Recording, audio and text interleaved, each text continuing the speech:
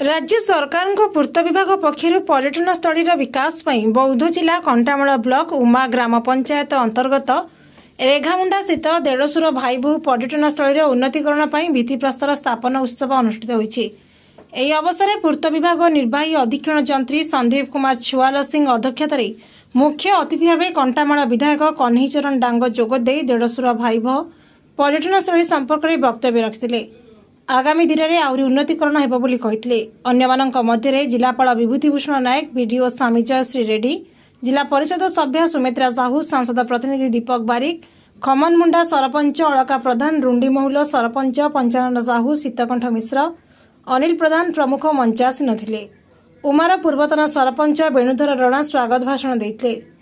उक्त प्रकल्प 1 कोटी टंका 2,63,417 टंका व्यय अटकल यार निर्माण काम हेब बोली पूर्त विभाग निर्वाही अधीक्षण जंत्री संदीप कुमार छुआल सिंह सूचना देते।